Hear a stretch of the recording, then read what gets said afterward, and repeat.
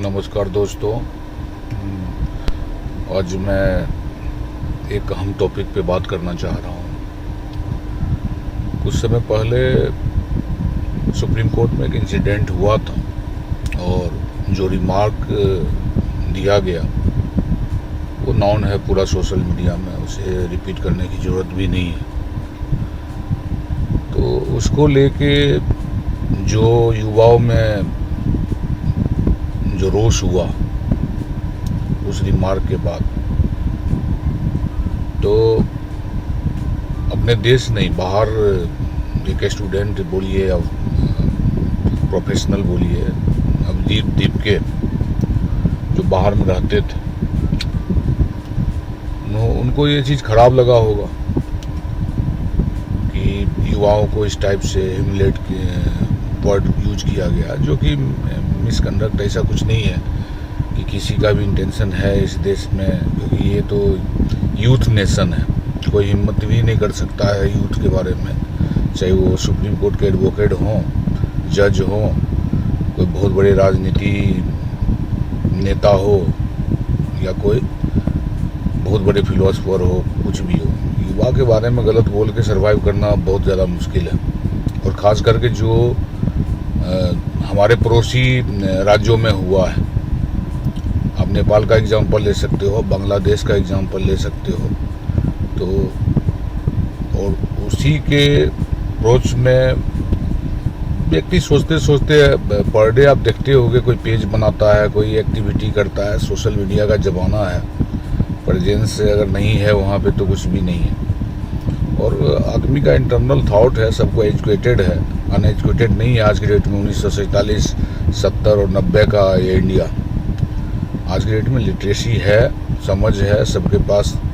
आज की डेट में मोबाइल है, नॉलेज आज की डेट में स्प्रेड कर जाता है एक जगह से दूसरी जगह, तो सबको सब चीज़ पता है। तो आप किसी चीज़ से बच नहीं सकते हो। तो एक जो बातें बोली गई थी उसके परिप्रेक्ष्य में एक रिफ्लेक्शन ये रहा कि कॉकरोच जनता पार्टी, सुनने में थोड़ा सा अजीब लग रहा है और अजीब है भी, कि कॉकरोच जनता पार्टी बना दिया गया। और उससे भी अजीब ये है कि आप समझ सकते हो कि विदिन 6 और 7 days more than 20 million follower उसके इंस्टाग्राम पे हो गए। अगर सोशल मीडिया पे ट्रेंड करने लगा, पूरे वर्ल्ड में ये न्यूज़ बन गया in terms of Indian perspective.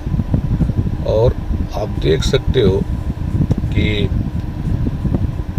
इतने बड़े संख्या में लोग क्यों जुड़े। मेन मुद्दा तो ये है। मैं पिछले वीडियो में मैं मोदी जी का बहुत बड़ा सपोर्टर हूँ, और सपोर्टर होने के नाते मेरा काम है सपोर्ट करना भी और सही चीज़ को बोलना भी। जितनी बड़ी जनसंख्या इस देश की है, हम सब जानते हैं कि उतना रिसोर्स नहीं है कंट्री के पास जो कि सारे जनसंख्या के अवेल कर सकता है facility in terms of basic living. यहाँ बेसिक लाइविंग की बात हो रहा है, लग्जरी की बात ही नहीं हो रहा। बेसिक भी पूरा करना मुश्किल है। और ये आज़ादी के 1947 के बाद से ही ये चलता आ रहा है। इसमें हमारे प्रेजेंट सरकार का अगर मैं बोलूँ दोष तो कमी है, प्रीवियस सरकार का दोष ज़्यादा है। बट ये बोल के सरकार जो है सो अपना पीछा भी नहीं छुड़ा सकती है कि सारा किया धरा पिछले सरकार का है और हमारा इसमें कोई योगदान नहीं है। ये हम आज की डेट में ये बेरोजगारी बहुत ज़्यादा बढ़ गया, महंगाई बढ़ गया, तो आप अगर प्रेजेंट में हो तो रिस्पॉन्सिबिलिटी आपको ही लेना पड़ेगा।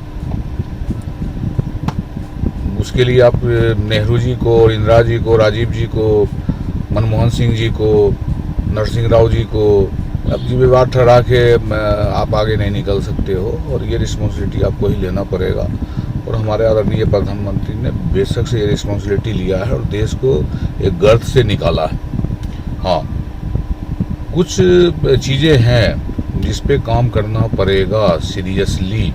अगर मान लो इतने लोग आज के डेट में एसोसिएट हो रहे हैं एक छोटे से मूवमेंट, जो मैं बोलता हूँ ये हास्य है और कुछ नहीं है, ये मजाक है, कॉकरोच जनता पार्टी, यार ये चीज़ें सस्टेन नहीं कर सकता है। मोदी जी के खिलाफ बहुत सारी चीज़ें हुई है पिछले 12 वर्षों में, आपने देखा होगा, एक से एक चीज़ें हुई है और उसको भी बहुत पीसफुली उन्होंने हैंडल किया। तो ये तो कुछ भी नहीं है। हाँ, ये है कि 2-3 ऐसे मुद्दे हैं जिस पे गवर्नमेंट को सीरियस नोट पे वर्क करना पड़ेगा। मैंने बोला था इकोनॉमिक डिसेंट्रलाइजेशन, इस पॉइंट पे वर्क करना ही पड़ेगा।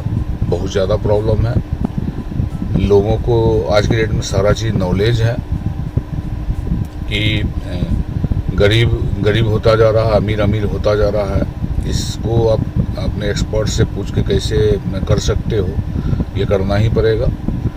दूसरा, आपको रोजगार, क्योंकि युवा आपको आपसे क्या मांग रहा है, कुछ भी थोड़ी मांग रहा है, आपको थोड़ी बोल रहा है कि आप फ्री भी बांटो। रोजगार मांग रहा है, उसका हक बनता है। आपके बढ़ाए हुए एजुकेशनल इंस्टीट्यूट्स में वो पढ़ता है, फीस पेड करता है, मेहनत करता है, दिन रात एक सपना देखता है।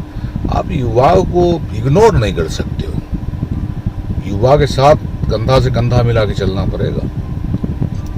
और मैं कुछ समय से राहुल गांधी जी को सुन रहा हूँ, राहुल गांधी जी में बहुत ज़्यादा चेंजेज आया है और बहुत सीरियसनेस वो मतलब काम कर रहे हैं, तो उसको भी देखना पड़ेगा, क्योंकि ज़्यादा दिन तक चीज़ें जो है सो हैंडल करना मुश्किल है। बेशक से सब जगह सरकार बन रहा है, ये सब चीज़ें एक दिन में ख़त्म हो जाता है। मेरे ख्याल से अभी तक इंदिरा जी को जो सपोर्ट मिला था वो सपोर्ट नहीं मिल पाया है। तो यहाँ से एक आंदोलन निकला था, सिंहासन खाली करो की जनता आती है, और वो खाली भी हो गया था। तो इस पर बहुत ही अच्छे तरीके से सीरियस नोट पे, और कहीं किसी को मतलब पीटना, ये सब चीज़ें बिल्कुल गलत है। अगर कोई लड़का मेहनत कर रहा है, जेन्युइन काज पे बातें कर रहा है, पेपर लीक क्यों हुआ? आप समझ लो 22 से 25 लाख लोग वहाँ पे नाइटी बैठे, इतना मेहनत किए, और उनके सपने को कुछ आप हैंडल कर लो। एडमिनिस्ट्रेशन आपके हाथ में है ना, रिस्पॉन्सिबिलिटी तो लेना पड़ेगा। थाना में बैठ के दरोगा बोलेगा चोरी होगा तो मैं क्या करूंगा, तो उस दरोगा को तो पद पे रहने का अधिकार नहीं है ना। यही बात तो बोला जा रहा है, सिंपल।